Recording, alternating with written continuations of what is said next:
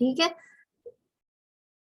तो considering this thing के Thursday को अगर एग्जाम है तो हम जो क्लिनिकल टॉपिक्स हैं क्लिनिकल स्टेशंस के, जैसे कि लास्ट टाइम भी मैंने आपको कहा था, अब जो पिछले अभी जो एग्जाम गुजरा है उसमें जो एक हमने सारा कंपाइल किया अबाउट ऑल द स्टेशंस, उसके टॉपिक्स एंड एवरीथिंग, उसमें जो एज अ होल पैटर्न था मोर देन 50%, बल्कि nearly 60-70% was about the clinical stations. और उसमें से जो हैं 2-4 स्टेशंस ऐसे थे जो कि स्किल डेमोज या जो कि टोक्स के स्टेशन, जो पहले टोक्स का सर्किट हुआ करता था वो वाला होता था, और कुछ स्टेशंस ऐसे थे जो कम्प्लीटली थ्योरेटिकल थे।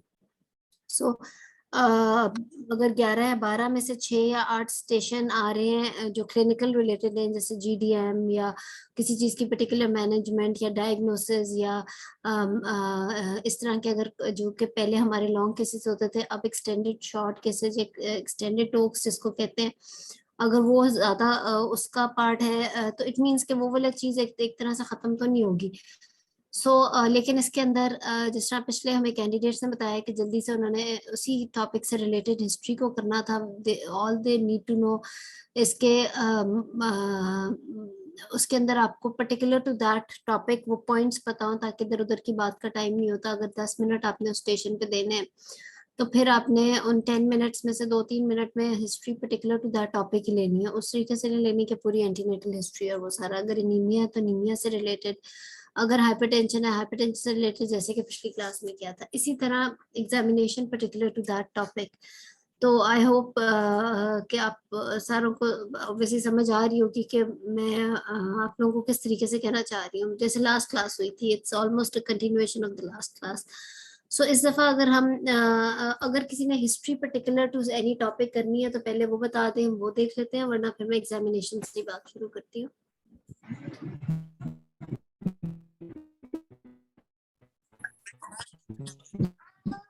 या कोई क्वेश्चन या कोई चीज है तो आप पूछ लो, फिर हम स्टार्ट करते हैं।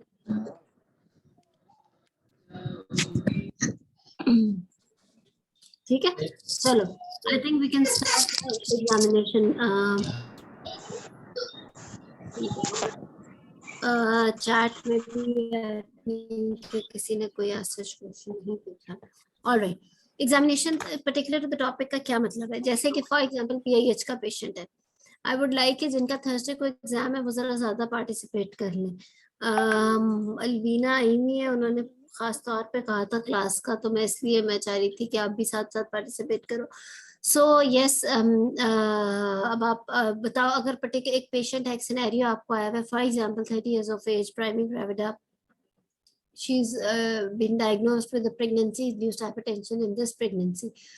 तो उसके अंदर एंड उसका उन्होंने हिस्ट्री का चलो कंपोनेंट हो गया। अगर पर्टिकुलर टू दिस पेशेंट सिर्फ एग्जामिनेशन के अगर पॉइंट्स हो तो क्या होंगे?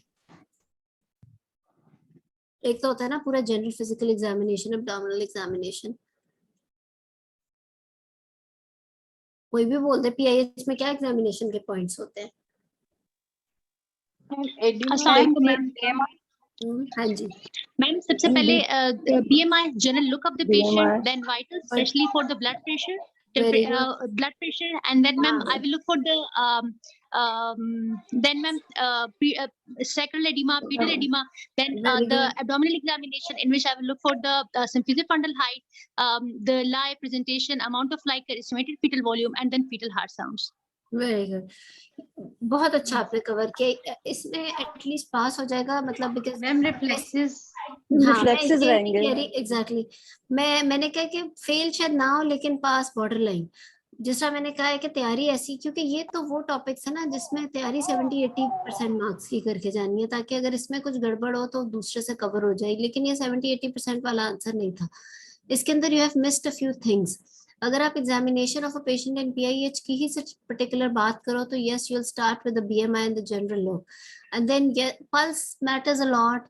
इसके अंदर आप लोग हैरान होंगे, लेकिन मैं तो जेवीपी भी कहूंगी। उसकी वजह यह है कि एनी डिजीज, इट्स पीआईएच, चलो it's not chronic hypertension, it's PIH, लेकिन अगर क्रॉनिक हाइपरटेंशन में any disease which is involving a cardiovascular system, उसके अंदर आपका जेवीपी भी मैटर करता है। जेवीपी हम 3 चीजों में चेक करते हैं, डायबिटीज, हाइपरटेंशन, कार्डियक और एनीमिया में। उसके अलावा किसी में नहीं। पल्स मैंने क्यों कहा, पल्स के अंदर आप रेडियो रेडियल डिले और रेडियो फेमरल डिले की बात करते हो, बट अगेन मैंने बड़ा क्लियरली कहा कि PIH and she is particularly diagnosed in this pregnancy, शायद इस वजह से ना आपने वो चीज छोड़ दी, तो चलो कोई वो भी ठीक है। हाउएवर मैं इसलिए बताना चाह रही हूँ कि हाइपरटेंशन के अंदर आप ये चीजें मिस ना करना कि पल्स, JVP और उसके बाद आप इसका एडिमा जिस तरह नायब ने बताया वो सारा, और उसके और जब आप एब्डोमिनल एग्जामिनेशन बोलो, बिकॉज जो जनरल फिजिकल एग्जामिनेशन है वो तो आपने बता दिए उसके पर्टिकुलर पॉइंट करके, यानी कि हमने बाकी चीजें स्किप कर दी है जिसमें अनीमिया, जॉन्डिस, पैलर एक्सेट्रा, वो चीजें हमने स्किप की, सिर्फ PIH या हाइपरटेंशन से रिलेटेड बात की है, और रिफ्लेक्सेस भी बड़े इंपॉर्टेंट थे।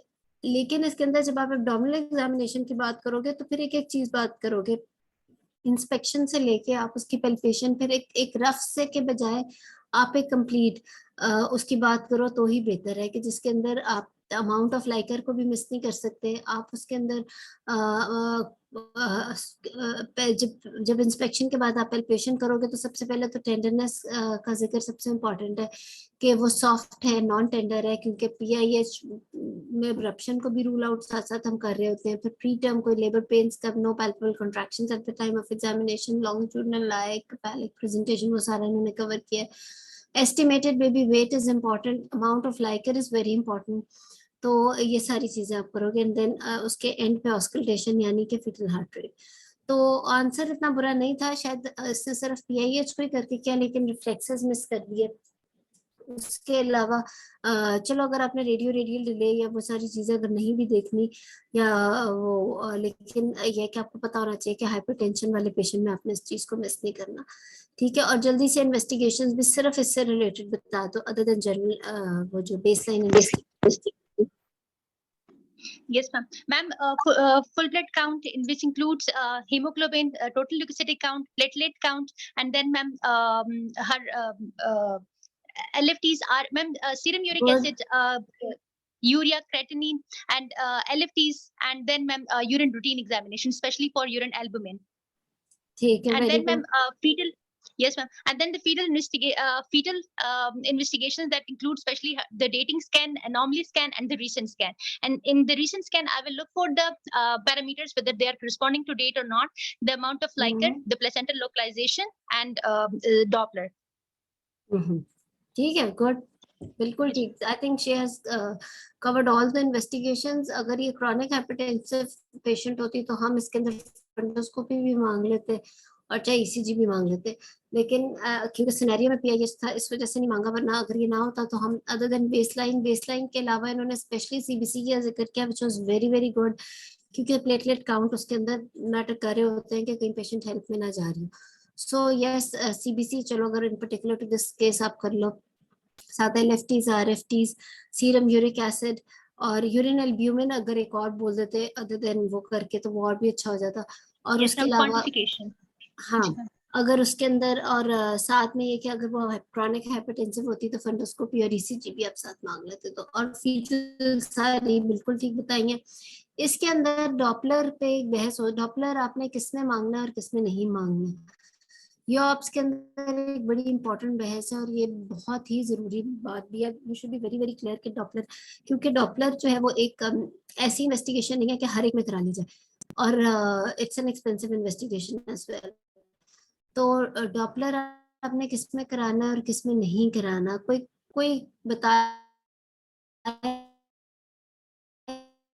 या मैं फिर वरना आपको एक, अगर किसी को पहले वो चीज पता है तो बता दो।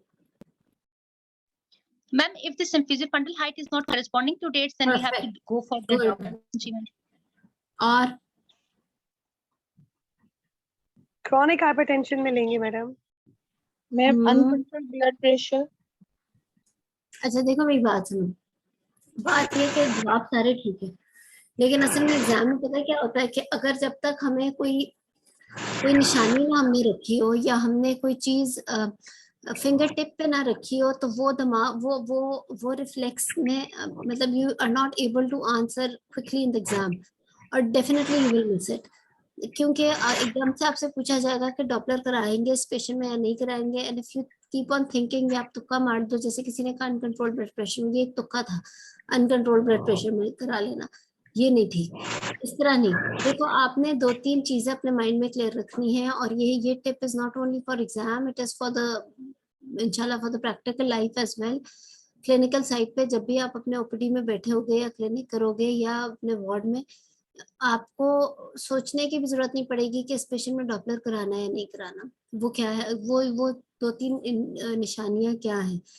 एक तो यस, जिस तरह हमें फाजिया ने बताया है कि when the symphysis fundal height is actually not according to the gestational age, यानी कि जो डेट्स के हिसाब से आपकी फॉर एग्जांपल 32 वीक्स है और symphysis fundal height is like 28 weeks, which is less than the expected dates, तो आप उसका यस डेफिनेटली डॉपलर कराओगे। डॉपलर हम बेसिकली कॉन्सेप्ट क्या कराते क्यों है, एसटी रेशियो के लिए, to see the placental blood flow कि मैटरनल फ्लो बेबी तक जो जा रहा है वो कहाँ कहाँ हम कराएंगे। when the symphysis fundal height is not surely telling you the dates, number 1. number 2, when the patient herself is unsure of dates, तो एक बेसलाइन डॉपलर कराने में कोई हर्ज नहीं है, ठीक है। नंबर 3, क्रॉनिक हाइपरटेंशन में या किसी भी, या क्रॉनिक डायबिटीज में, या ये वो डिजीजेस हैं जो कि माइक्रोवेस्कुलर लेवल पे अफेक्ट करती हैं। सो इनमें रिकमेंडेड है according to the guideline as well के 28 वीक्स और 32 वीक्स पे एक डॉपलर कराने, ठीक है। सो आपने अनश्योर ऑफ डेट्स में कराना है, आपने जिसमें symphysis fundal height is not according to the gestational age. Number 3, जिसके अंदर क्रॉनिक डायबिटीज, हाइपरटेंशन या कोई क्रॉनिक डिजीज जा रही है, may be autoimmune as well, जो कि माइक्रोवेस्कुलर लेवल पे अफेक्ट कर रही हो, उसमें बेसलाइन 28 वीक्स और 32 वीक्स पे अगर अफेक्ट करो। Number 3, if there is polyhydramnios में इस वजह से क्योंकि again symphysia fundal height is not surely giving you an idea कि ये बेबी की जो ग्रोथ है which it is according to the gestational age, इस वजह से आप polyhydramnios में भी डॉपलर एक बेसलाइन करा सकते हो 28 वीक्स या 32 वीक्स पे, या थर्ड ट्राइमेस्टर डॉपलर आप कह सकते हो टू रिकन्फर्म के वो बेशक पॉलीहाइड्रोएमनियास है लेकिन एसटी रेशियो और उसके लिए आप करा सकते हो। सो ये 3-4 चीजें जिस जहां पर आपको ग्रोथ बेबी की क्लियरली नहीं वो आ रही। सो इसके अंदर आप लेकिन other than this any case जिसके अंदर if patient is 32 weeks by dates और उसकी सिम्फिजिया फंडल हाइट भी 32 वीक्स है, there is no point in getting a Doppler done for no reason. ये PIH का पेशेंट था, PIH यानी कि if she is a confirmed case of PIH, तो फिर इसके अंदर 30 वीक्स पे चाहे डॉपलर ना भी कराओ if her symphysis fundal height is according to the gestational age. लेकिन अगर यही पेशेंट क्रॉनिक हाइपरटेंशन का होता है या हमें ना पता होता कि PIH का, PIH तो ऑब्वियसली अगर किसी ने कहा है नॉन PIH तो इट मींस मानना पड़ेगा, वरना PIH कैसे पता चलेगा कि 20 वीक से पहले वाले ब्लड प्रेशर सारे ठीक थे, हमारे पास रिटन वैल्यूज हैं या पेशेंट के पास कहीं रिटन वैल्यूज हैं कि जिसमें वी नो कि she did not have increase blood pressure before 20 weeks of gestation, तो फिर ये PIH। अगर नहीं ऐसा कोई रिकॉर्ड मौजूद कंफर्म तो फिर we'll take her as hypertension in pregnancy, और क्रॉनिक हाइपरटेंसिव है या नहीं वो फिर बाद में आफ्टर प्रेगनेंसी कंफर्म होगा। तो अगर तो हाइपरटेंशन इन प्रेगनेंसी है, फिर अगर ये 30 वीक्स पे आई होती तो आप उसका बेसलाइन 28-32 वीक्स वाला जैसे कि गाइडलाइन कहती है एक डॉपलर करा सकते हो। PIH के अंदर if everything looks okay, gestational age, ultrasound, amount of liquor, everything is going all right, then there is no point in getting a Doppler done. So Doppler जो है वो आप उसके अंदर कराओगे जहाँ पे माइक्रोवेस्कुलर लेवल पे आप कुछ एक्सपेक्ट कर रहे हो। सो इन्हीं सारी चीजें यानी कि मैंने आपको बताया कि जहाँ पे अनश्योर ऑफ डेट्स है, जहाँ पे fundal height is not according to gestational age, जहाँ पे पॉलीहाइड्रोएमनियोस है, कोई क्रॉनिक इलनेस है, पॉली या ओलिगो, ऑफ कोर्स ओलिगो में तो फंडल हाइट भी आपको कम मिल जाएगी। तो ये फ्यू इंडिकेशंस हैं कि बस इसको याद कर लो, और इसमें आपको याद रहेगा कि जैसे फंडल हाइट चेक करोगे और आपको लगेगा कि फंडल हाइट कम है या कहीं ग्रोथ कम है या लाइटर कम है या कुछ है, तो आपको समझ आ जाएगी कि आपने इसके अंदर वो कराना है डॉपलर। तो ये इसकी छोटी छोटी इंडिकेशंस होती हैं, ठीक है। अब जल्दी से डायबिटीज इन प्रेगनेंसी का कर लेते हैं हम, जल्दी से एग्जामिनेशन के फ्यू पॉइंट्स बता दो जैसे बिना आपने बताए थे।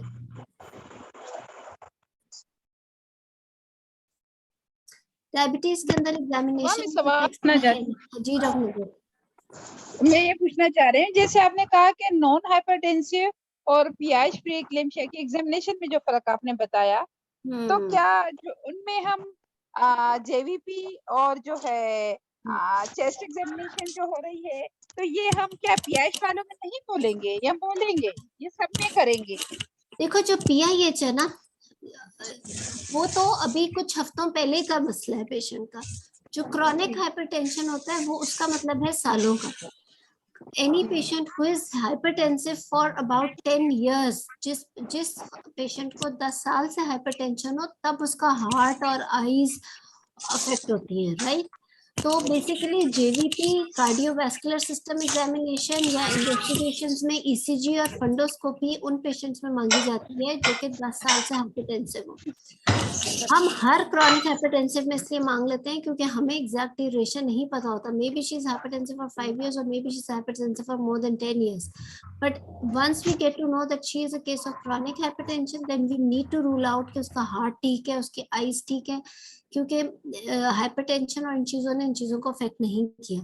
If she is a case of PIH, pregnancy induced hypertension, that means that she is having hypertension for last few weeks, जब से प्रेगनेंसी हुई है, और वो भी 20 हफ्ते के बाद से, क्योंकि प्रेगनेंसी इंड्यूस्ड है ना, तो कुछ हफ्तों में हाइपरटेंशन उसके हार्ट को अफेक्ट नहीं करेगी, तो you don't need to ask for ECG और go for a detailed cardiovascular system examination. और कुछ हफ्तों, this is a justification for not getting ECG done or a cardiovascular system examination done in a patient who is not chronic hypertensive. Secondly, chronic hypertensive अगर कोई patient है तो उसमें हमने GVP, radial delay, radiofemoral delay, cause of chronic hypertension भी तो देखने के लिए कर सकते हैं ना, एओर्टिक स्टेनोसिस एटसेट्रा एटसेट्रा, कि अगर कोई नॉन कॉज है फॉर द क्रॉनिक हाइपरटेंशन तो वो एग्जामिनेशन में हम वो चीजें कर रहे होते हैं। इवन रीनल ब्रूई भी एडेड होता है इसके अंदर, जो कि हम मोस्टली करते नहीं है वैसे।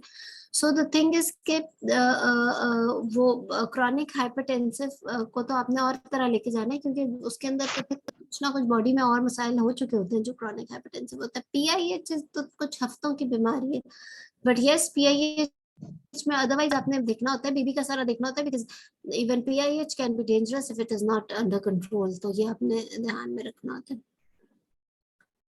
ठीक है,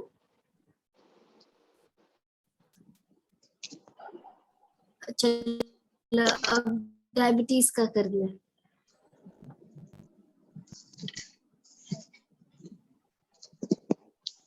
मैम मैं बताऊं? डायबिटीज का एग्जामिनेशन, हाँ जी बताएं, अपना नाम भी बता दो। Okay ma'am, doctor Fauzia. Ma'am हाँ फर्स्ट ऑफ ऑल फौजिया, अच्छा वो एक और कोई बोला उसका नाम नहीं आ रहा था इसलिए आपका तो आ रहा है। जी doctor Fauzia. Yes, ma'am. Ma'am, first of all, I will ask for BMI, general look of the patient, then vitals, and then, ma'am, on the symphysiofundal height, on abdominal examination, I will look for the symphysiofundal height, lie, presentation, fetal heart sound. So, ma'am, इसमें कोई और specific नहीं है। इसके अंदर और general physical में कुछ है नहीं, एक्सेप्ट के वही चीज है कि अगर वो क्रॉनिक डायबिटिक हो तो भी कोई इतनी खास उसको क्या इम्पोर्टेंस है। बेसिकली एब्डोमिनल एग्जामिनेशन सारे वो फिर आप देखो जो मैम इसमें डॉर्सालिस फीटस की इंपॉर्टेंस नहीं है क्रॉनिक वाली, अगर लॉन्ग स्टैंडिंग डायबिटीज है तो। हाँ तो क्या करेंगे उसके लिए? कुछ नहीं, मतलब हम बस मेंशन कर लें।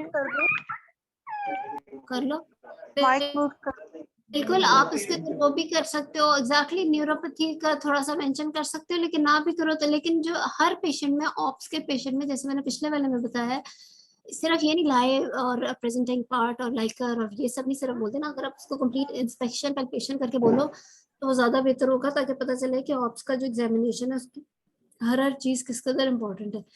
इस एग्जाम में तो खैर उस तरह से मैनिक्विन्स और वो सब अरेंज नहीं था कि एग्जामिनेशन करके दिखाया जाए, क्योंकि वंस यू डूइंग इट तो आपको फिर वो हर पॉइंट बोलने की फिर जरूरत नहीं होती। लेकिन अगर वो नहीं है तो यस, फिर आप इंस्पेक्शन से शुरू करोगे उसकी।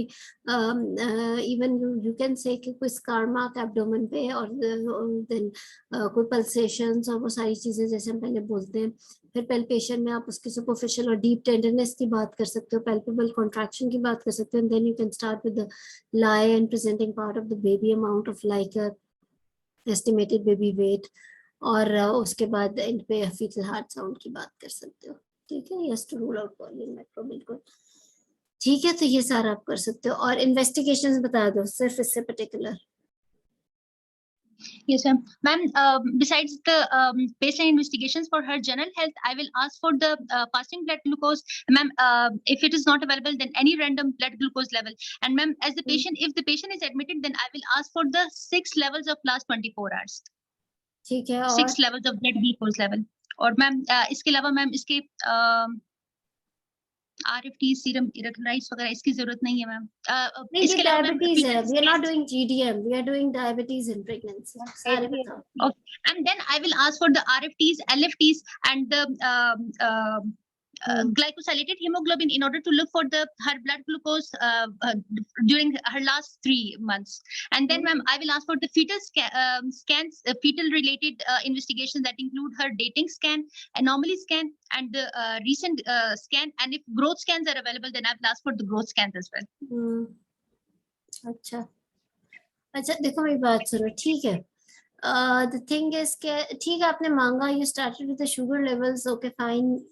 अब बात ये है कि आपने फास्टिंग भी मांगा और 6 लेवल्स भी मांग लिए, चलो ठीक है, वो अगर एडमिटेड है तो हम 6 लेवल्स ही मांग लेंगे। चलो HbA1c भी आपने मांग लिया, आपने LFTs पता नहीं क्यों मांगे। मैम क्योंकि आपने कहा कि ये पेशेंट हमारी मतलब प्री एग्जिस्टिंग डायबिटीज है मैम, तो इसमें तो अगर ये पेशेंट डिपेंड करता है whether she is taking metformin और the insulin, because ma'am metformin उसके साथ LFTs उसकी की वजह रेंज से मांग सकते हो, अगर नहीं तो जी फिर मैम। डायबिटीज का लिवर पे कोई इफेक्ट नहीं है, ठीक है। जी मैम। डायबिटिक्स जी मैम। में LFT हाइपरटेंशन में जरूरत है, अदरवाइज डायबिटिक्स के अंदर सिर्फ आप RFTs, फंडोस्कोपी और ECG एक्स्ट्रा मांगते हो अदर देन बेसलाइन, राइट। अगर आपने ज्यादा ही ओवर एफिशिएंट बनना हो तो आप बेसलाइन में से अगर कुछ बोलना चाहते हो तो आप कह दो कि चलो मैं urine complete to rule out UTI, because patients में UTI का ज्यादा होता है, एंड देन आप RFTs, फंडोस्कोपी और ECG अगर ये डायबिटिक है, इट्स नॉट ओनली GDM। और जो ब्लड शुगर्स की बात है वो आपको पता होगा कि पेशेंट इज ऑलरेडी एडमिटेड और नॉट, और वो ऑफ कोर्स अगर एडमिटेड है तो फिर you will get the sugar levels जो मॉनिटरिंग चल रही है। और HbA1c if you really think so जरूरत है तो करा लो, चलो ठीक है, वो भी लास्ट 3 मंथ्स का कंट्रोल। एक चीज जो PIH वाले एक्सक्यूज मी, जो PIH में भी भूल गए, इसमें भी don't forget to ask the, जब फीटल आप इन्वेस्टिगेशंस मांग रहे हो तो फिर आपने फीटल किक काउंट, CTG और फिर सारा कुछ मांगना है। And don't forget to ask for the treatment chart. जैसे इस पेशेंट के अंदर आप अगर ट्रीटमेंट चार्ट पहले मांग लो तो वो ज्यादा बेहतर है। ट्रीटमेंट चार्ट से आपको पता चल जाएगा कि इंसुलिन और वो मेटफॉर्मिन और क्या चीजें ले रही है। सो ये चीजें नहीं भूलनी। उसके बाद अभी फीटल इन्वेस्टिगेशंस में डॉक्टर फौजिया ने हमें बताया है कि वो इन्वेस्टिगेशंस होंगी ये वाली जिसके अंदर ग्रोथ, सीरियल ग्रोथ स्कैन्स का भी शायद जिक्र किया इन्होंने। वो इस तरह नहीं, देखो क्यों सीरियल, क्या हर डायबिटिक में आप सीरियल ग्रोथ स्कैन कराते हो? नो मैम, जिसे मैं वो और कितना मैक्रोसोमिया मुश्किल है सीरियल ग्रोथ स्कैन कराना। एक बेचारी पेशेंट का देखो, अब तो मेरा ख्याल है अब तो हर जगह अल्ट्रासाउंड के चार्जेस भी डबल हो गए हैं। वो हर 2 हफ्ते बाद आके इतने थाउजेंड से, अगर प्राइवेट सेटअप में हो वो सीरियल ग्रोथ स्कैन ही कराई जाए तो वो किधर जाए? तो आपकी फंडल हाइट का एग्जामिनेशन किस काम का है? Okay ma'am. Serial growth scan इस तरह कराना, अगर तो वो मैक्रोसोमिया है या वो SGA बेबी हो गया या वो IUGR है या वो ओलिगो है, उसके अंदर तो चलो हम देख सकते हैं सीरियल ग्रोथ। लेकिन अगर वो उसका फंडल हाइट सारा कुछ आपको according to the gestation age चल रहा है तो फिर you don't need to get serial growth scan. तो बोलना ही बस, ज्यादातर ये IUGR में ही काम आता है, या चलो ज्यादा से ज्यादा ही हो तो मैक्रोसोमिया में। उसके अलावा और किसी में सीरियल ग्रोथ स्कैन की जरूरत नहीं होती है, ठीक है ना। किसी ने लिखा है Okay, फीटल ma'am. एको, फीटल एको नहीं कराना, नहीं कराना, नहीं कराना हर एक में। फीटल एको एक बहुत मुश्किल काम है। आई डोंट नो आप लोगों को सबको पता है कि आपके वार्ड में कितने पेशेंट्स की फीटल एको की जाती है। एक तो फीटल एको करने वाला जो रेडियोलॉजिस्ट है वो कोई आम रेडियोलॉजिस्ट नहीं हर बंदा करता है, वो एक स्पेशलिस्ट, वो इसकी भी फर्दर एक फील्ड होती है। वो कई पूरे अस्पतालों में कोई एक ही बंदा होता है जो डिफरेंट अस्पतालों में बैठते हैं, और फिर उसके चार्जेस फीटल एको के जो आम अल्ट्रासाउंड है शायद उससे 3 टाइम्स ज्यादा होते हैं। फीटल एको का is a very, it's not an easy thing to do in utero fetal echo. तो हम डायबिटिक्स के अंदर फीटल एको भी कराने की इंडिकेशन, ये जो खतरनाक वाली इन्वेस्टिगेशन है ना, अगर ये बोल दोगे पास नहीं होगी, मैं बता रही हूँ, क्योंकि वहीं पे एग्जामिनर कहेगा कि इसको तो आइडिया ही नहीं है कि इस बेचारी गरीब औरत को किस काम पर लगा रही है।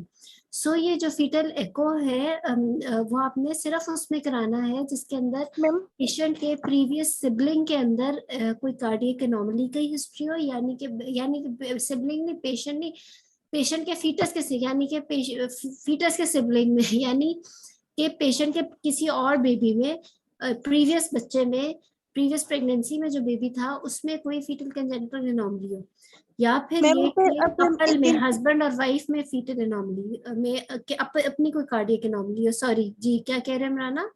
मैम मैं ये कह रही हूँ कि जो हम डिटेल एनॉमली स्कैन करवाएंगे 18 to 20 वीक्स पे, इसमें अगर मतलब हमें कुछ डिफेक्ट नजर आया तो फिर तो हम फीटल मैं एको बताती करवाएंगे। हूँ, मैं बताती हूँ, वो भी ऐसे नहीं बोलना, क्योंकि ये जी। जिसने फीटल एको भी लिखा है वो उसकी इसलिए बात गलत भी नहीं है, क्योंकि जो डायबिटिक्स हैं उनके अंदर फीटल कार्डियक एनोमलीज के चांसेस बहुत ज्यादा होते हैं। तो फिर करें क्या? करें ये कि जो 22 week scan, you will not say 18 to 20 week scan, इसके अंदर आप बोलोगे 22 वीक्स एनोमली स्कैन। उसकी वजह ये है कि 22 वीक्स पे फीटल एको, फीटल हार्ट का जो शेडो नजर आता है अल्ट्रासाउंड पे, उसके अंदर you can see all the 4 chambers and the safety and all the thickness of every septum and all the walls of the heart very clearly. So जो एक आम अल्ट्रासोनोलॉजिस्ट है वो उसमें इतना क्लियर हार्ट का शेडो से 22 वीक्स पे नजर आता है कि if you get an ultrasound fetal anomaly scan done in such patients at 22 weeks, you don't need to get fetal echo done. However, you can get a fetal echo done in patient who in which you get some anomaly in heart found during the anomaly scan at 22 weeks. Number 2, who had a congenital heart disease fetus in the previous pregnancy. Number 3, either husband or wife have got the cardiac anomaly.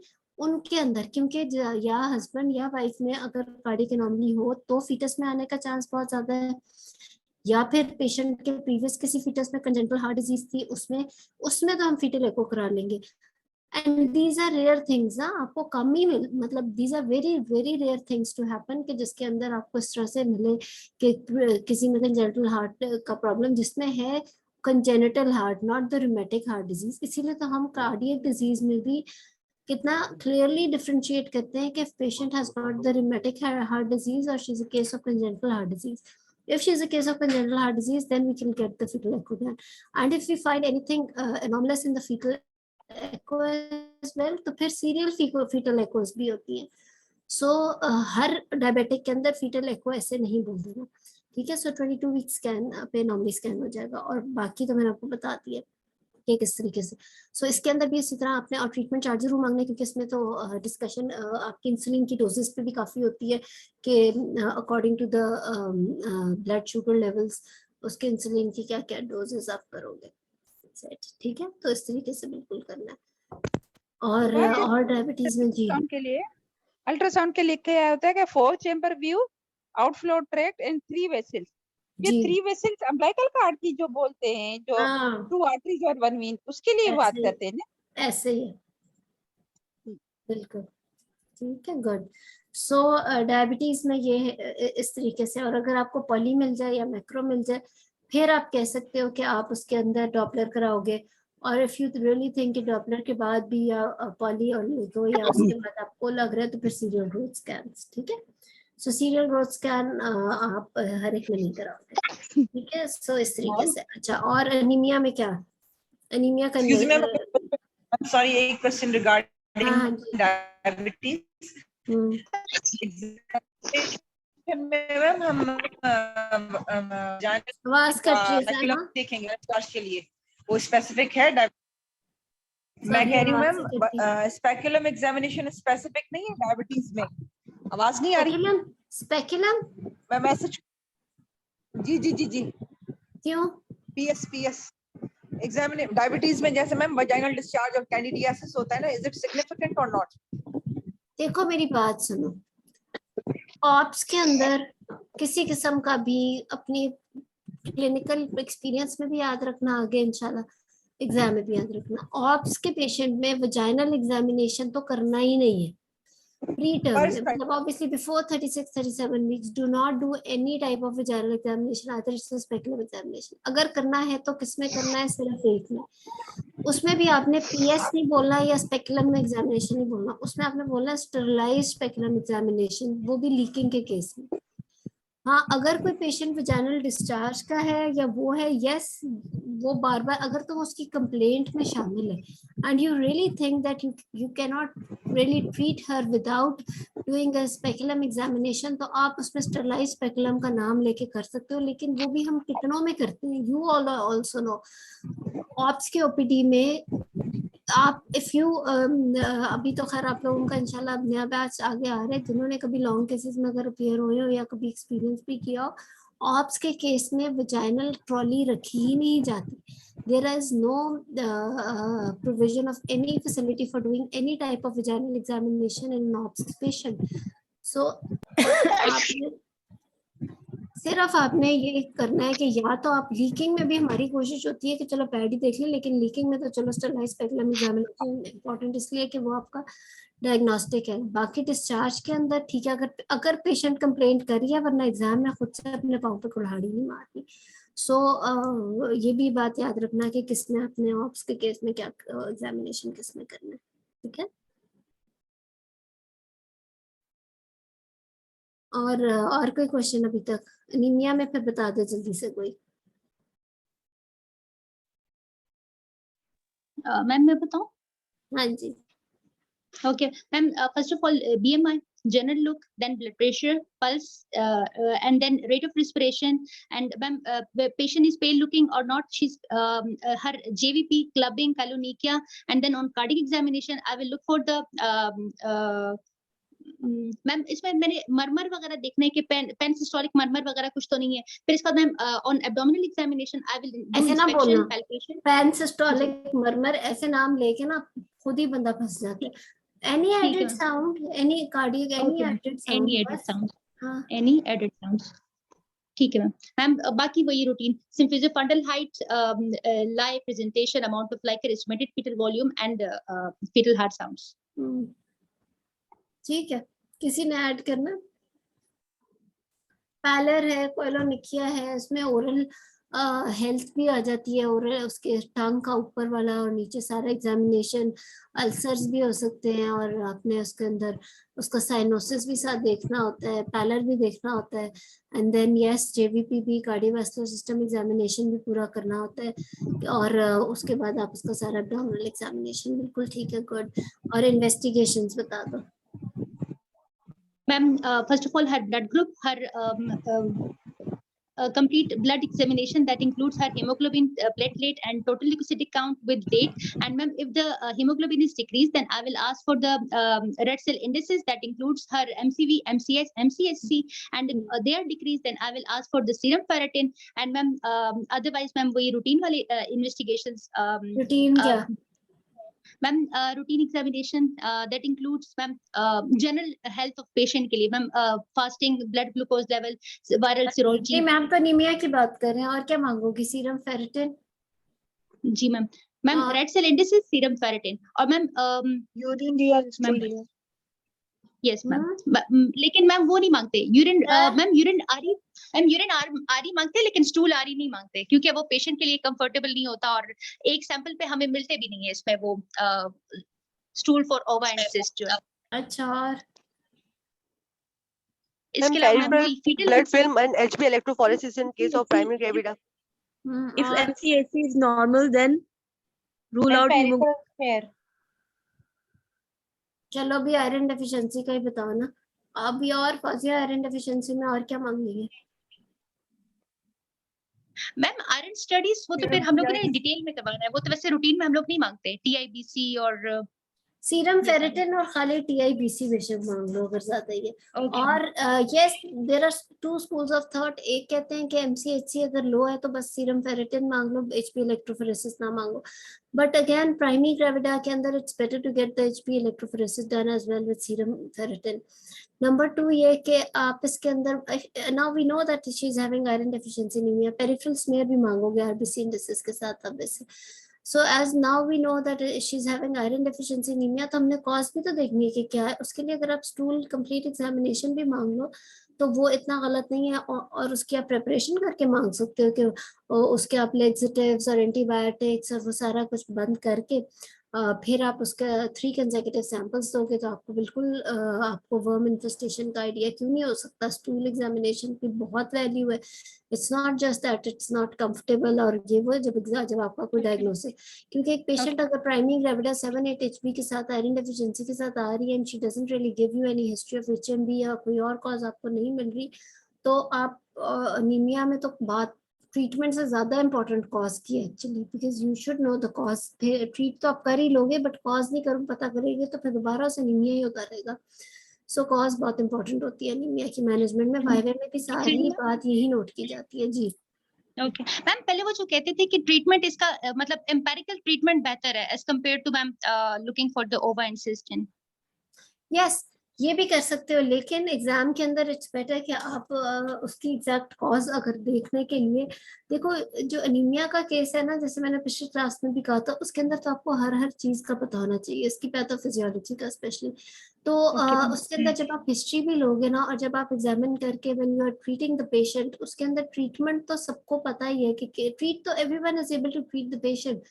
वो तो periphery में जो doctors बैठे हैं they can also treat patient, से जो भी कर के ट्रीट तो कर लेते।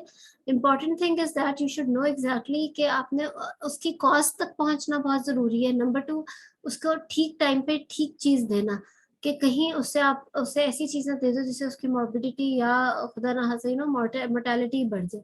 सो उसके अंदर आप जो उसकी अगर कॉज के लिए अगर आप स्पेशली जिस हद तक भी जाना चाहो, अगर आप serum ferritin, TIBC, electrophoresis and you going for the stool complete examination and then if you are getting even अगर आप मलेरियल पैरासाइट का भी बात कर दो तो उसमें इतनी गलत नहीं होगा। ऑल्सो यू कैन से कि वो मलेरियल पैरासाइट की सेंसिटिविटी बहुत कम है और वो फीवर वगैरह की हिस्ट्री, लेकिन बिकॉज उस टाइम पे आपने सिर्फ एग्जामिनर को स्टेशन पे बैठ के अपने पॉइंट्स बताने हैं। जो पहले लोगों के साथ होता था उसके अंदर तो आपने एक हिस्ट्री ली होती थी and you used to know कि she is a case of HMB या she is giving me history of symptoms for worm infestation, इसलिए you are so firm to get the stool examination done. So you can always say अपनी investigations में कि ये वाली तो मैं कराऊंगी, यानी कि RBC indices, peripheral smear, serum ferritin, electrophoresis and TIBC, and if she is giving any history of worm infestation then I would like to get her stool examination done, and if there's any history of fever with chills etc I would like to get the malarial parasite done as well। आप इस तरीके से बात कर सकते हो ताकि एक उसे भी इंडिकेशन मिल जाए ना एग्जामिनर को कि you really need to you want to reach the cause as well। तो इस तरीके से आप कह सकते हो ताकि वो बात हो जाए क्लियर, क्योंकि उस टाइम पे आपने तो सिर्फ एग्जामिनर से उल्टा हिस्ट्री के पॉइंट्स पूछने हैं ना, तो इसलिए तो। लेकिन ये है कि आपको पता होना चाहिए कि ये इन्वेस्टिगेशंस होती हैं और आपने मिस नहीं करनी, ठीक है। सो सो दैट वाज गुड, ठीक हो गया। और कौन सा टॉपिक हम कर लें? IUGR में आप क्या करोगे? डॉक्टर अरूबा, एनीमिया में फेरेटिन जब डिक्रीज आ जाता है तो फिर TIBC कराने की क्या जरूरत है?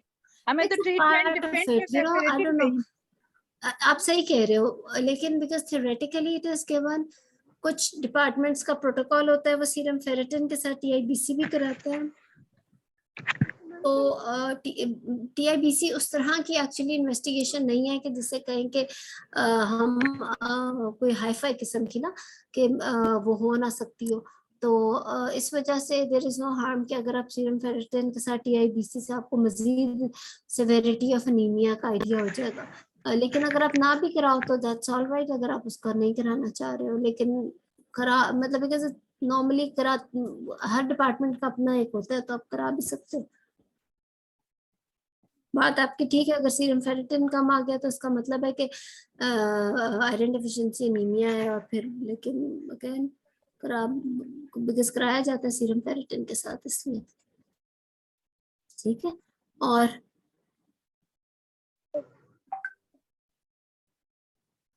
कोई टॉपिक? अब थोड़ा सा गायनी के जल्दी से कर लेते हैं क्योंकि आई थिंक मेन तो यही है। कार्डियक में जल्दी से बता दो। IUGR तो आपने बोला था। हाँ IUGR बता दें। IUGR IUGR तो बहुत आसान है, बता दो, कोई बता दे जल्दी से। एग्जामिनेशन बता दो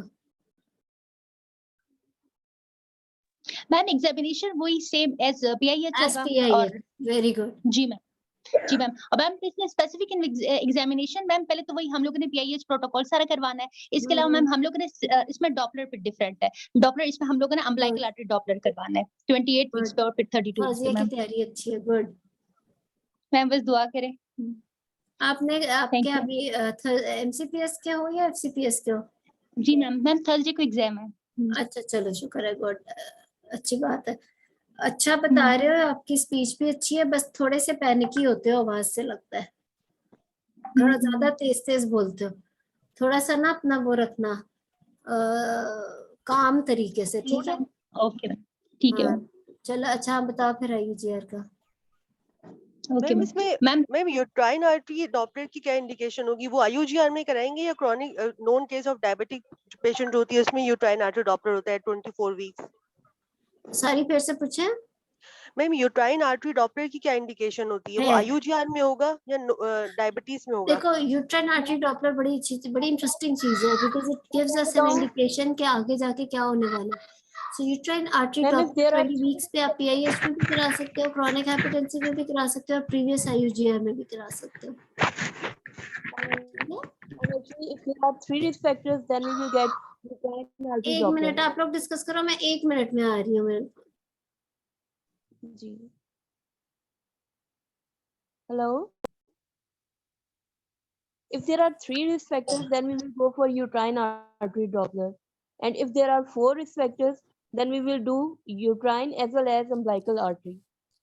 And that will be on exactly, it will depend on the findings, how it will be. तो फिर उसके मुताबिक होगा कि फोर्टनाइटली हमने करवाना है, मंथली करवाना है, या हमने 1 वीकली करवाना है, अभी उसके मुताबिक होगा। फिर आगे उसके आगे भी है कि इसमें हमने मिडिल सेरिब्रल आर्टरी को देखना है या डक्टस वेनोसिस को देखना है। अगर प्री टर्म है, बच्चा अभी छोटा है, तो फिर उसके अंदर फिर हमने डक्टस वेनोसिस को देखना होता है। लेकिन अगर टर्म है और IUGR है, फिर हमने उसके अंदर मिडिल सेरिब्रल आर्टरी देखनी होती है। Okay, anyone? डक्टस वेनोसस का रिलेशन है प्री टर्म और टर्म के साथ? इसका है, इसमें ये होता है, हमने to decide the time of delivery. Ductus venosus liver और पे नहीं पड़ी? नहीं, प्लीज ट्राई टू लिसन। इसमें ये होता है कि जो हम ये सारी हम वो SD रेशियो देख रहे होते हैं, वो हम अम्बिलिकल आर्टरी की देख रहे होते हैं। जब वो आ जाती है हमें डॉपलर कब कर रहे हैं? डॉपलर तो हम कर ही तब रहे हैं जब बच्चा अभी माँ के पेट में है, और वो अभी तो जेस्टेशन पे पहुंचा ही नहीं है, वो तो अभी बहुत छोटा है। तो प्री टर्म और टर्म की कहानी मुझे नहीं समझ आई। तो प्री टर्म उसी को कहते हैं ना, जो वो आप देखिए वो अपने 37 वीक से पहले ही IUGR हो चुका हुआ है, और उसका जो है रिवर्स वो हो चुकी हुई है, अम्बिलिकल आर्टरी डॉपलर हो चुकी हुई है। ठीक है, अब उस वक्त आपने कब डिसाइड करना है कि बच्चे को पेट में से निकालना है? ये अब रिवर्स हम में करते हैं। उसमें ये गाइडलाइंस में ये है ना कि अगर आपका अम्बिलिकल आर्टरी डॉपलर नॉर्मल आ रहा है, लेकिन आपको क्लिनिकली लग रहा है कि ये जो है ना SGA है, तो then you will go for MCA Doppler to plan the delivery. If it's normal फिर हम नहीं जाएंगे मिडिल सेरिब्रल आर्टरी की तरफ, फिर तो हम वैसे चल जाएंगे। नहीं, अगर आपका नॉर्मल है अम्बिलिकल आर्टरी, लेकिन आपको सस्पिशन है कि नॉर्मल अम्बिलिकल आर्टरी डॉपलर है, लेकिन फिर भी SGA के फीचर्स हैं, डॉपलर नॉर्मल है, तो फिर आप MCA डॉपलर पे जाओगे। जब आपका अम्बिलिकल आर्टरी एबनॉर्मल है, तो वो तो फिर आपको बता देगा एबनॉर्मल है, तो आप 2 वीकली डॉपलर से मॉनिटर करें, या फिर एब्सेंट रिवर्स है उसके अकॉर्डिंगली आगे चलें। वीकली आपने करना है, उसकी भी स्टेजेस है ना। पहले वो डिक्रीज होता है, डिक्रीज होने के बाद फिर वो एब्सेंट होता है, एब्सेंट होने के बाद वो रिवर्स होता है। ये सबसे जो खतरनाक डिग्री होती है वो रिवर्स की होती है। जब एक दफा वो रिवर्स हो गया है, तो अब आपने डिसाइड करना है कि बच्चे को पेट के अंदर रहने देना है या आपने बाहर निकालना है, वो किधर सेफ है। तो फिर उस वक्त अगर तो वो जो है 36 वीक्स के बाद हो रहा है इस तरह का प्रॉब्लम, तो फिर आप मिडिल सेरिब्रल आर्टरी को करवा के उसके मुताबिक बेबी डिलीवर करेंगे। लेकिन अगर वो उससे पहले हो रहा है, प्री टर्म IUGR है और उसकी सारी ये फाइंडिंग एबनॉर्मल आ रही हैं, फिर उसके अंदर आपने डक्टस वेनोसिस देखना है। अगर डक्टस वेनोसिस जो है, मैडम का वेट कर ले, मैडम कंफर्म आप ये गाइडलाइंस ना, ये जो IUGR की गाइडलाइंस है ना, ये एक दफा फिर देख लें। MCA डॉपलर और डक्टस स्पिनोसस के लिए। रिवर्स क्या जब हो हुआ? जाता है तो हम 32 वीक कट ऑफ लेते हैं।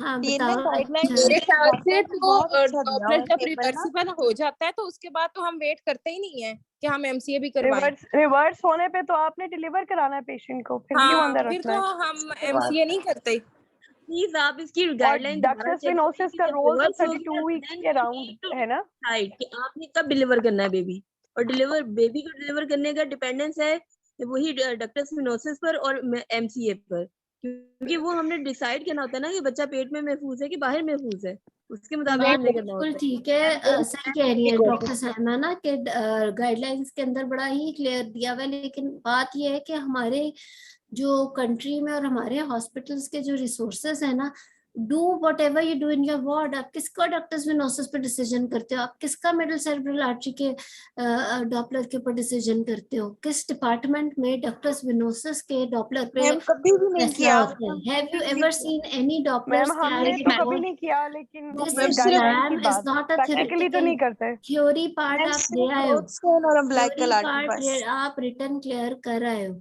यू कैन से कि अकॉर्डिंग टू डॉक्टर स्पिनोसस जो गाइडलाइन में भी लिखा है उन पेशेंट्स के लिए है जो शायद 28 या 30 वीक्स पे डिलीवर। हमारे तो पेशेंट्स के बच्चे ही नहीं बचते 28 वीक्स या 24 वीक्स पे, हमने तो फैसला ही 32 वीक्स के बाद करना होता है उनकी डिलीवरी का। और यस हमारा क्या एक टिप है, हमारी एक मेन जो टिप है वो यही है कि जी once we get a Doppler report of reverse and diastolic flow, we have to deliver patient in less than 24 hours actually immediately, because we don't know कि कब से रिवर्स हुआ है इसका। उसकी वजह ये है कि हम मिडिल से सेरेब्रल आर्टरी और उन चक्रों में पढ़ेंगे तो उसमें या तो आईयूडी हो जाएगा, क्योंकि वो कब से रिवर्स एंड डायस्टोलिक फ्लो है वो वाली मॉनिटरिंग के साथ पेशेंट ही नहीं आएगा। हमारे पास तो रिसीव ही रिवर्स की रिपोर्ट के साथ हुआ है जो पता नहीं पिछले एक दिन से उसकी शायद या उससे भी ज्यादा देर की हो। तो आईयूडी से बेहतर है after 32 weeks if we think that survival of the fetus is not bad, it's good. After 32 weeks, if she's having a report of reverse and diastolic flow, then we don't need really to go for the MCA or the ductus venosus. इसकी वजह यह है क्योंकि हम delay कर ही नहीं सकते, फिर आईयूडी हो जाना। सेकेंडली ये कि अगर वो एब्सेंट एंड डायस्टोलिक फ्लो है उसमें फिर हम डेक्सा कवर मैग्नीशियम फिर हम वेट कर सकते हैं, देन उसमें फिर भी देख सकते हैं, लेकिन उसमें भी एमसीए की इतनी जरूरत उस तरह होती नहीं है।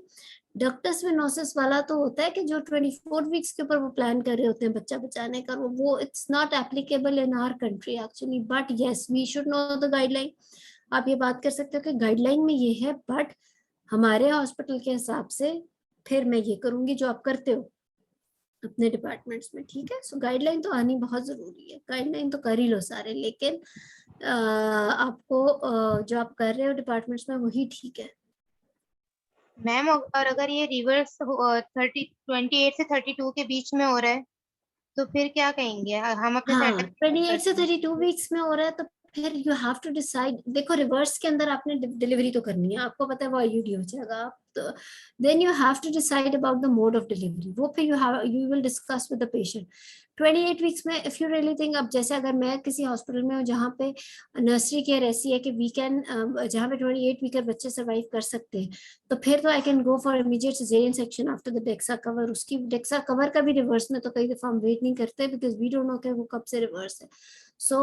लेकिन अगर आपको लगता है कि आपके हॉस्पिटल में 28 वीक्स पे सर्वाइवल नहीं है, then you can definitely give an option to the patient कि go for the normal delivery, और ताकि क्योंकि 28 वीक्स पे सर्वाइवल नहीं है तो सिजेरियन किस बात का।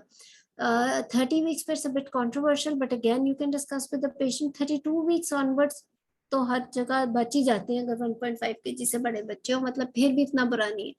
बट 28 वीक्स और 30 वीक्स पे फिर बात आ जाती है मोड ऑफ डिलीवरी पे। एक्चुअली प्रोलॉन्ग नहीं कर सकते रिवर्स एंड डायस्टोलिक फ्लो वाले को। अब यूट्राइन आर्टरी डॉपलर बतानी थी। हाँ वही बताया था मैंने कि यूट्राइन आर्टरी डॉपलर 20 वीक्स पे हम उसका कराएंगे जिसमें खुद क्रॉनिक हाइपरटेंशन हो, जिसका प्रीवियस IUGR हो, या जिसके अंदर प्रीवियस PIH की हिस्ट्री हो।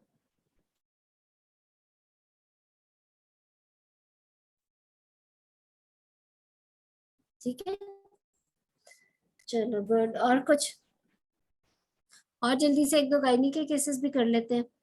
जैसा कि फाइब्रॉइड कर लेते हैं। फाइब्रॉइड के अंदर जल्दी से कोई एग्जामिनेशन बता दे, वो एग्जामिनेशन मास एब्डोमेन का भी हो जाएगा। कौन बताएगा?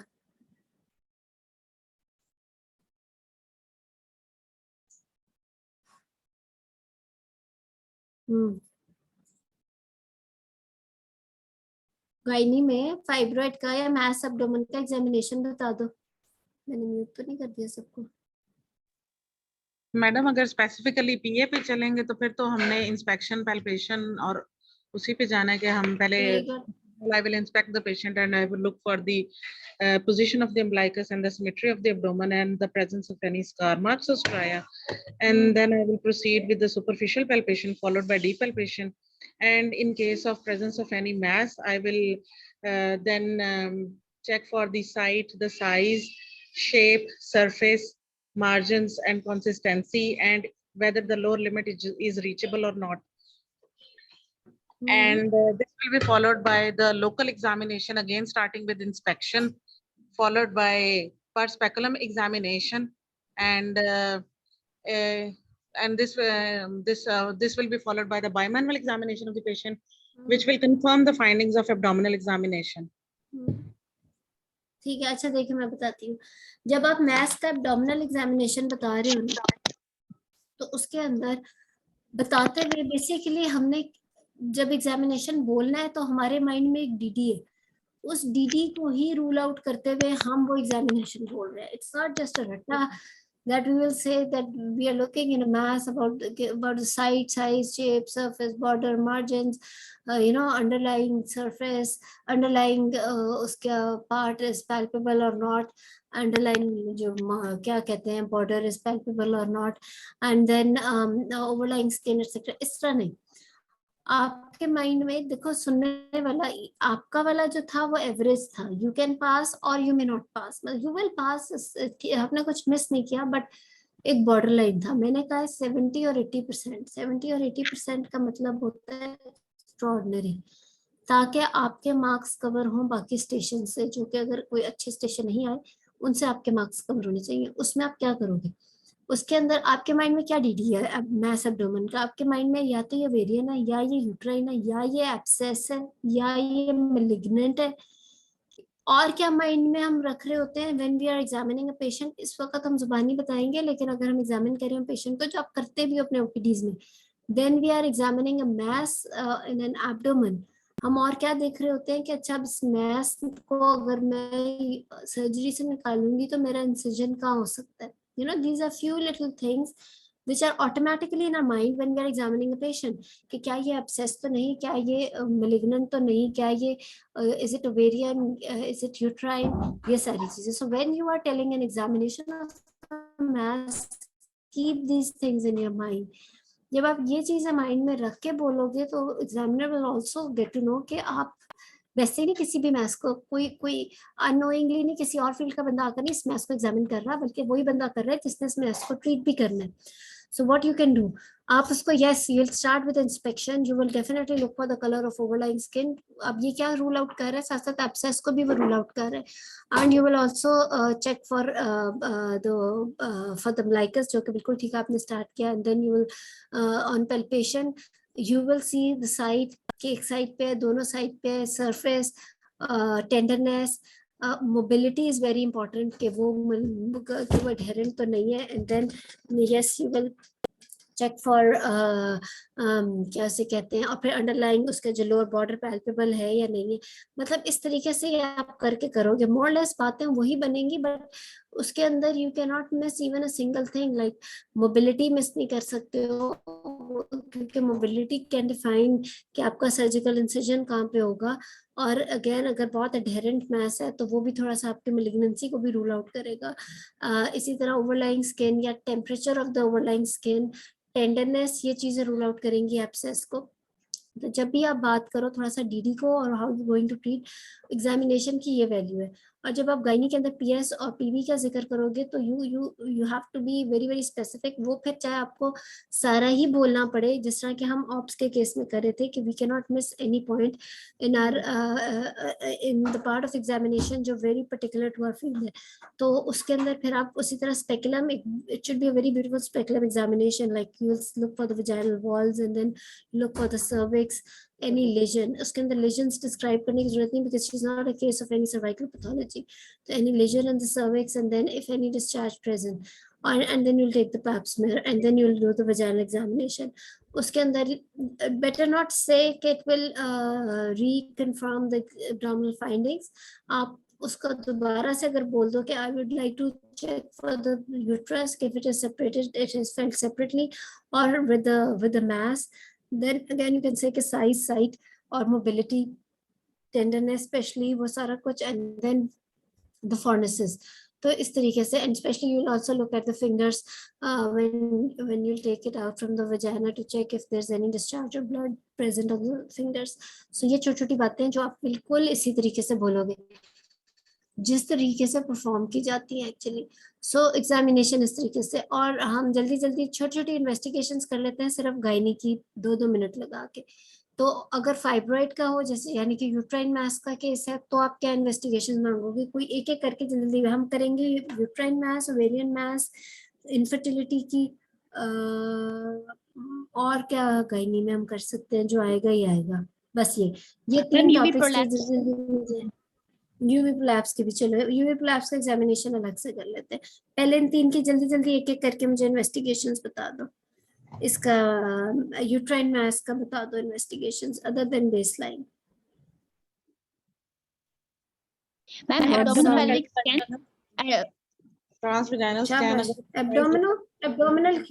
एब्डोमिनल स्कैन का मतलब पता है? एब्डोमिनल स्कैन का मतलब होता है कि लिवर भी कोई देखे बैठ के, स्प्लीन भी देखे, किडनीज भी देखे, उस पे तो बहुत टाइम लगता है। एब्डोमिनल स्कैन लिख के भेज दो ना, स्पेशली गवर्नमेंट साइट पे, तो वो तो बड़े तंग होते हैं। Ma'am, it depends on the size of the fibroid. If it is more than 18 week size and it is kinking, it is having effect on the renal palaces, then so in order to rule out the hydronephrosis. KU भी बोलो। नहीं देखो, आपने खुद से नहीं बना लेना। ठीक है मैम। अगर तो आपने किडनी, लिवर पे क्यों कोई कमेंट देखे, कोई स्प्लीन के साइज मेजर करने बैठ जाए, गॉल ब्लैडर को मेजर करने बैठ जाए, ये तो फिर जाती है ना अल्ट्रासाउंड वालों के साथ। तो आप उनको वो लिख के भेजो जो आपको चाहिए। आपको पेल्विक स्कैन चाहिए, अगर आपको लगता ही है, जो कि अगेन रेयर थिंग के इतना बड़ा है कि जाके किडनीज को अफेक्ट कर रहा है, तो फिर कह तो चलो KUB बता दे। फिर वो जल्दी से किडनी यूरेटर ब्लैडर का करके वो जल्दी से देख देते हैं हाइड्रोनेफ्रोसिस या हाइड्रोयूरेटर, मतलब वो फिर उन्हें भी पता होता है कि क्या देखना। अगर आप पूरा एब्डोमिनल स्कैन लिख के भेज दो तो फिर तो उन बेचारों को पता नहीं क्या क्या मेजरमेंट्स, और अगर प्राइवेट हॉस्पिटल का हो तो पेशेंट के तो चार्जेस इतने ज्यादा हो जाते हैं उस स्कैन के। ठीक है, तो अननेसेसरी बात नहीं करनी। TVS किसी ने लिखा है, TVS कब कराएंगे? और एब्डोमिनल स्कैन कब, वो वाला पेल्विक स्कैन कब कराएंगे? Ma'am, if it is less than 16 weeks, then we will go for the TVS, and if it is more than 16 weeks, then we will go for. इसका भी एक निशानी बता दो। If a mass is palpable on abdomen, अगर abdominal examination में mass palpable है, you can get simple pelvic scan done. If it is not palpable, तो you can get, तो फिर TVS can give you better results and better information than the pelvic scan. यानी कि अगर abdomen पे अगर mass feel हो गया तो फिर आपको pelvic scan पे भी पता लग जाएगा। अगर वो abdomen में feel नहीं हुआ लेकिन there is a mass in the uterus or in the pelvis, then get the TVS done. ठीक है, एक सिंपल सी निशानी है। वैसे जो इन्होंने 16 वीक्स का है, 12 वीक्स से बड़ा मैस आपको एब्डोमेन पे फील हो जाता है। तो लेकिन ये है कि इस चीज को बस मेरे दिमाग में इस तरीके से याद रखें कि अगर ऊपर से मैस फील हो गया तो फिर एब्डोमिनल, तो फिर खाली pelvic scan can be helpful. However if a mass is not felt on abdominal examination, then get the TVS done. ठीक है ma'am, in case of malignancy तो हम लोग नेट्स तो देख सकते हैं ना लीवर और स्प्लीन में, फिर वो तो और बात है ना। मैलिग्नेंसी आपको मैस खुद तो नहीं कह रहा ना कि मैं मैलिग्नेंट हूँ, उससे पहले आप क्या कुछ करा चुके होते हो तो पता चलता है वो मैलिग्नेंट है। फिर आप मेट्स के लिए कराते हो। हाँ, अगर कोई केस ही मैलिग्नेंसी का तो चलो फिर एब्डोमिनल पेल्विक करा लेते हो। तो इसलिए वो भी देख के पता तो हो कि वो मैलिग्नेंट है। ठीक है, चलो जल्दी से यूट्राइन मास की इन्वेस्टिगेशंस अदर देन बेसलाइन बता दो। बहुत आसान है। अल्ट्रासाउंड, अच्छा अल्ट्रासाउंड को डिस्क्राइब कर दे। पेल्विक स्कैन कैसे मांगेंगे, क्या क्या चाहिए होता है पेल्विक स्कैन पे? Endometrial thickness, myometrial echogenicity, size of the uterus and adnexal status. ठीक है, अब वही बात है, ये पास होने वाला है लेकिन बॉर्डर लाइन पास वाला है। इससे और अच्छा करके करें तो endometrial thickness, regularity, blood flow, endometrial myometrial echo texture, any myometrial pathology, adnexa and any other pathology in the pelvis। ठीक है ना, यानी कि एक एक चीज रूल आउट होगी ना। एंडोमेट्रियल थिकनेस, रेगुलरिटी से आपका पॉलिप भी रूल आउट हो गया, ब्लड फ्लो से आपका हाइपरप्लेजिया, प्री मैलिग्नेंट, मैलिग्नेंट चीज रूल आउट हो गई, एंडोमेट्रियल myometrial echo texture से एडिनोमायोसिस रूल आउट हो गया, myometrial पैथोलॉजी में आपका adenomyosis plus myoma rule out हो गया, एडिनेक्सा में एडिनेक्सल पैथोलॉजी रूल आउट हो गया, और any other pathology in the pelvis भी तो हो सकता है ना। ठीक है, तो ये हर चीज रूल आउट हो जाती है। मैडम एक क्वेश्चन था, जी। ये अभी आपने एब्सेस का जिक्र किया था, तो ये एब्सेस जो है ये कहाँ पे होगी? ट्यूबो ओवेरियन? एब्सेस नहीं होता है बिल्कुल, मतलब लेकिन उसमें क्या मतलब वो इतनी बड़ी होगी कि वो ओवरलाइंग द नहीं स्किन होती, बिल्कुल होती है, बिल्कुल होती है। ठीक है मैम। ठीक है, चलो गुड। सो मैं, और अगर वो आपने मैस की बात करनी है तो फिर वही ओरिजिन ऑफ द मैस आ जाएगा कि वो यूट्रस से आ रहा है या उधर से आ रहा है उसकी। अगर वो यूनिलैटरल बायलैटरल देखना है, अगर ओवीज का है तो वो आ जाएगा। फिर अगर स्पेसिफिक टू द ओवेरियन हुआ उसकी तो खैर और है, मैं अभी हम उसकी बात करते हैं। अगर हम यूट्राइन बात कर रहे हैं तो उसके अंदर आपने पेप्समेयर की थी साहब, वो तो खैर आप हर एक में रिपोर्ट फिर मांगोगे। और अगर आप कोई यूट्राइन एज के हिसाब से और कोई ऐसी पैथोलॉजी लग रही है तो फिर आप उसके अंदर पेपेल या कोई डीएनसी की रिपोर्ट पहले हुई है तो वो भी मांगोगे। ठीक है, यूट्राइन से रिलेटेड ये बात याद रखनी है। ओवेरियन मास की इन्वेस्टिगेशंस बता दो।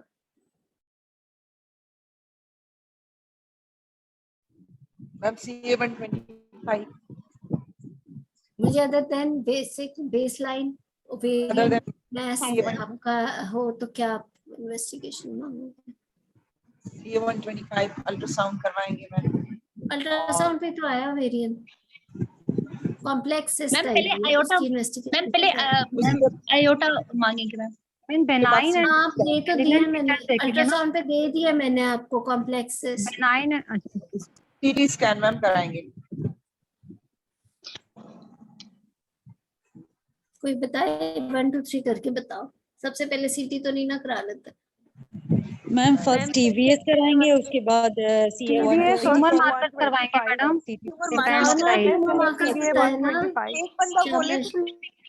एक बोल दे मैम। चेस्ट एक्सरेज करवाएंगे, CA-125 करवाएंगे, और उसके बाद स्कैन के तो उसके मुताबिक sorry ma'am depend on the age होगी ना, तो बताए ना एज क्या, एज कौन सी एज में क्या मांगेंगे बताएं। मैम लेस देन 45 अगर एज होगी तो हम उसमें जर्म सेल ट्यूमर्स के लिए LDH, अल्फा बीटा प्रोटीन और HCG मांगेंगे, और अगर मोर देन 45 होगा तो हम लोग CA-125 मांगेंगे। अगर इन बिटवीन 40 to 45 तो फिर मैम इसमें सब करा सकते हैं, CA-125 भी, LDH, अल्फा बीटा प्रोटीन और HCG। गुड गुड, ठीक है। और क्या मांगेंगे? मैम सीटी स्कैन मांगेंगे। Further investigations will depend on the tumour marker report. अगर ट्यूमर मार्कर की रिपोर्ट ज्यादा आती है तो फिर आप सीटी स्कैन मांगोगे एब्डोमेन और पेल्विस का। ठीक है, with contrast to see the spread of the disease. ठीक है, सो दोबारा बता देती हूँ। ओवेरियन मास के अंदर अगर कॉम्प्लेक्स मास आ गया तो उसके अंदर ट्यूमर मार्कर्स, जैसे मैं अभी डॉक्टर ने बताया बड़े अच्छा के एज के हिसाब से वो उनका हिसाब है। हालांकि लिखा हुआ आपको कहीं नहीं मिलेगा ये चीज। अगर देखो हम लोग तो ये, मैं तो ये कहूंगी कि any type of tumour can occur at any as. Even अगर आप 60 इयर्स में भी अल्फा बीटा प्रोटीन LDH कराओगे वो जस्टिफाइबल है इस वजह से क्योंकि actually any type of tumour can occur at any as. तो इसलिए, लेकिन अगर आपने खुद से अपनी एक रेंज रखी है दैट साउंड्स ऑल राइट, 45 अगर आपने लिमिट रखी है तो 45 से कम या ज्यादा वो भी ठीक है एक्चुअली कि CA125 एंड ऑल। वैसे जो एक अगर मेरे से पूछो जो हम लोग हमेशा से रखते आ रहे थे पहले भी कि 20 ईयर से कम में CA125 के अलावा बाकी सारे यानी अल्फा फीटोप्रोटीन, LDH, ये बीटा HCG और alpha fetoprotein, right? I hope I am not missing anything. और अगर 20 ईयर से 60 ईयर्स तक सारे including CA125, 60 year beyond only CA125, right? तो it covers more age range actually। तो इस वजह से आप इसको अगर इस तरह से कर लो, बिकॉज कोई एज लिमिट कहीं किसी गाइडलाइन में है नहीं कि इसके बाद आप CA125 नहीं करा सकते, तो ये एक हमने क्लिनिकल सी रेंज बनाई हुई है कि 60 के बाद सिर्फ CA125, 20 से 60 के बीच में सारे ट्यूमर मार्कर्स, 20 से कम में CA125 के अलावा बाकी ट्यूमर मार्कर्स। उसके अलावा ये कि if any of the tumour marker is more than normal then you will go for the CT scan. तो इस तरीके से आप करोगे, राइट? Good, alright. और क्या इनफर्टिलिटी की जल्दी से बता दे कोई इन्वेस्टिगेशंस? मैम सब फर्टिलिटी में सबसे पहले तो उसमें husband semen analysis very good. अगर उसमें कराएंगे, और फीमेल में ma'am it depends on an ovulation. अगर पेशेंट को एन ओव्यूलेशन है और PCOS को रूल कैसे आउट करना पता है है एन ओव्यूलेशन है? मैम उसमें हिस्ट्री से पता चलेगा। उसकी PCOS को रूल आउट करेंगे, उसकी हाइपरप्रोलैक्टिनिमिया को रूल आउट चलो भी करेंगे, हिस्ट्री थायराइड को। बताओ, बस इन्वेस्टिगेशन बताओ। Okay, ma'am. Investigation day 2 in female we will go for day 2 serum LH, FSH, and TSH level, prolactin level, and day 21 progesterone, and we'll go for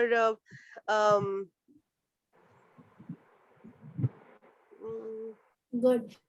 Serum prolactin. सबसे पहले husband semen analysis और ultrasound pelvis patient का। Husband का semen analysis, female का ultrasound pelvis. उसके बाद blood test की बारी आ जाती है। उसके अंदर डे 2 सीरम FSH, LH, ये सिर्फ डे 2 के। बाकी serum prolactin, day 21 serum progesterone level, ये हर एक में करा लो जिसके रेगुलर भी साइकिल है। उसकी वजह ये कि जिसके रेगुलर साइकिल है उसके अंदर जरूरी नहीं कि FSH, LH, क्योंकि 10% ऐसे भी रेगुलर साइकिल्स में एनोवुलेटरी साइकिल्स हो सकती है। सो ये आपने ये वाला टेस्ट जरूर करा लेना है, ठीक है? You missed ultrasound pelvis however. और ट्यूबल टेस्ट कब कराओगे? कौन सा? वो कौन सा वाला है? HSG। थायराइड भी करा लो, ठीक है? और HSG versus And if it is less than 3 years, then hysterosalpingography. And if the subfertility is more than 3 years, then laparoscopy along with diet. करा लो ना, सस्ता है इस वजह से। अगर उसके बाद जरूरत लगे तो लेप्रोस्कोपी, ठीक है? तो गुड। और किसी ने कहा था मैम आपने क्या बताया पहले, क्या करा ले? हस्बैंड सीमेन एनालिसिस, फीमेल का अल्ट्रासाउंड, मैम ट्यूब्स के लिए इट्स हिस्टेरोसल्पिंगोग्राम, HSG। Okay okay. अच्छा चलो अब जल्दी से यूवी प्रोलैप्स का कोई एग्जामिनेशन बता दे।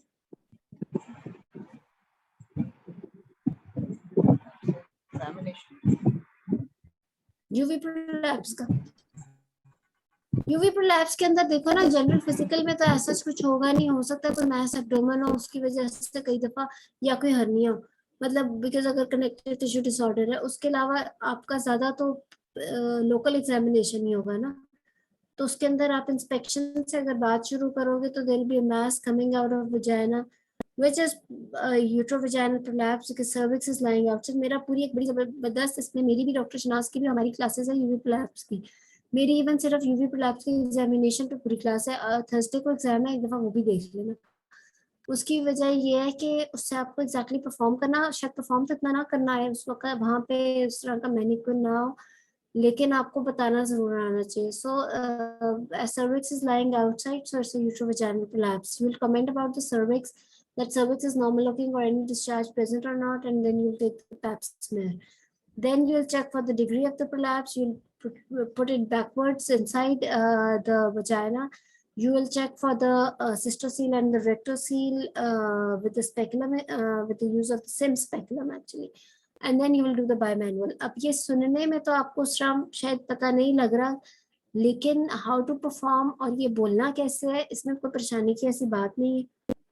ये आप क्लास भी देख लो, उसमें आपको वो सारा, बिकॉज ये तो पूरी एक क्लास जितना है कि वो सारा यूट्यूब पे वैसे अवेलेबल है, तो उससे आपको पता चल जाएगा कि परफॉर्म कैसे करना है और बोलना भी कैसे है। और बोलना तो आपने ऐसे ही है कि आपने बाहर, because cervix lying outside and you'll comment on the cervix and then you'll say it's a second degree uterovaginal prolapse and with a mild or with a moderate cystocele and rectocele present, and then you'll comment about the bimanual vaginal examination.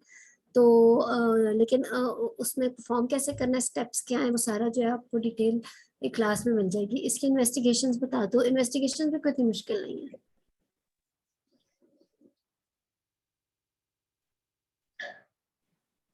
Investigation तो इसमें ultrasound ही होगी और very बाकी good, बिल्कुल। ज्यादा से ज्यादा केयू भी लोग मांग लेते हैं क्योंकि सेकंड डिग्री है, तो चलो उसमें यूरेटर का इफेक्ट देखने के लिए तो केयू भी, या जैसे भी डॉक्टर सादिया ने कहा कि अल्ट्रासाउंड, यस अल्ट्रासाउंड पेल्विस है, केयू भी है, और यूरोडायनामिक्स मांगेंगे या नहीं मांगेंगे, जो सिस्टोमेट्री जो है वो जिसके अंदर इनकॉन्टिनेंस की हिस्ट्री है सिम्टम्स में, तो उसके अंदर मांगो, जिसके अंदर है ही नहीं तो ना मांगो।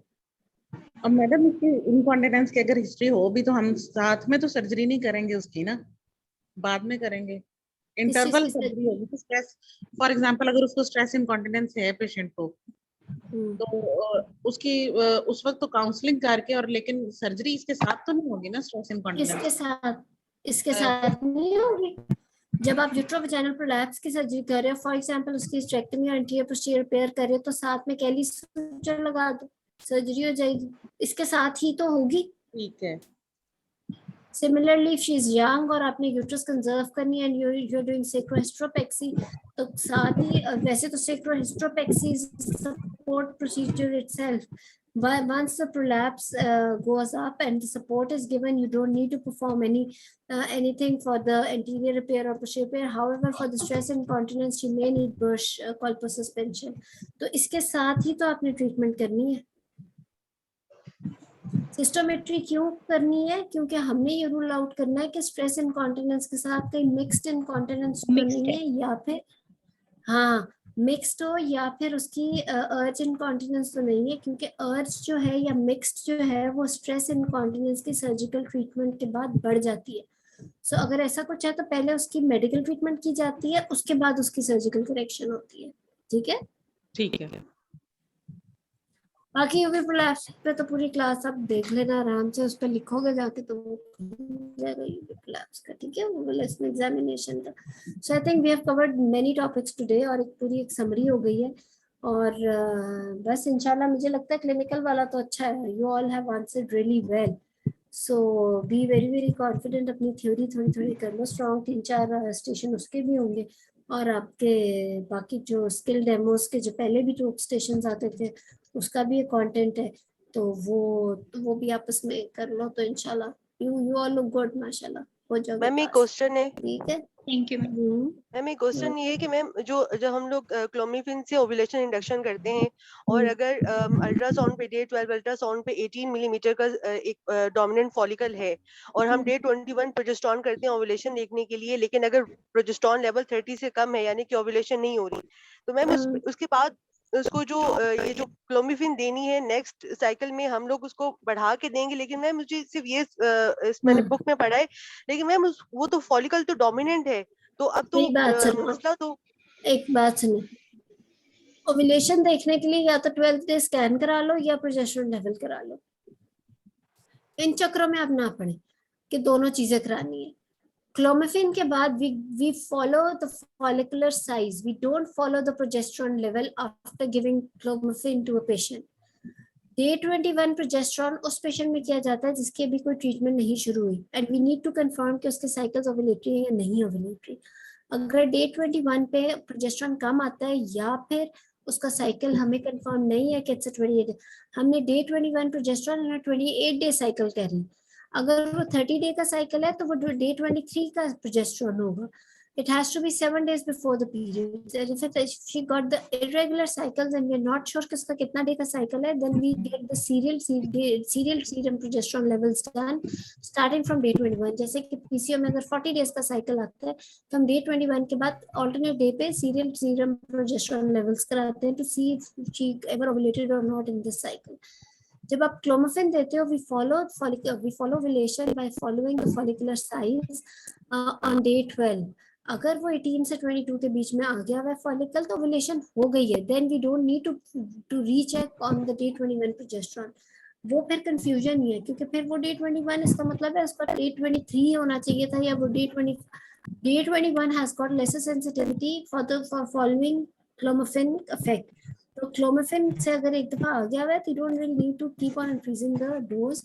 और हाँ, हाउएवर उसका भी एक तरीका होता है कि initially if you are giving clomiphene एक पेशेंट के अंदर एंड चीज उसका आप रिस्पांस देखते हो कि follicle versus pregnancy, if there is no pregnancy but follicle is there, then you can repeat the same dose the next time. ठीक है, तो इस तरीके से होता है. Thank you ma'am. आपने कहा कि जिसका साइकिल रेगुलर नहीं है, excuse me ma'am, let me complete. अगर किसी का साइकिल रेगुलर नहीं है तो डे 21 से इसका स्टार्ट करेंगे प्रोजेस्टेरोन और फिर अल्टरनेट डेज पर करेंगे जब तक उसके पीरियड्स नहीं आते. ऐसे ही है? ऐसे ही. क्योंकि जब आप कहते हो day 21 progesterone, this is not the correct statement. आपने इन्वेस्टिगेशन में बोला डे 21 प्रोजेस्टेरोन इन अ 28 डेज साइकिल. मैम ये फर्टिलिटी पीरियड का क्लियर कर दे, कौन सा फर्टिलिटी पीरियड कहाँ से कहाँ? क्या क्लियर करूं? फर्टिलिटी पीरियड वो आप बता. Fertility period is actually according to the cycle duration.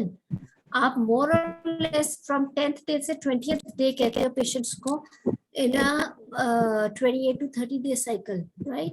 बीच के जो 10 days हैं उसे आप fertility period कहते हो.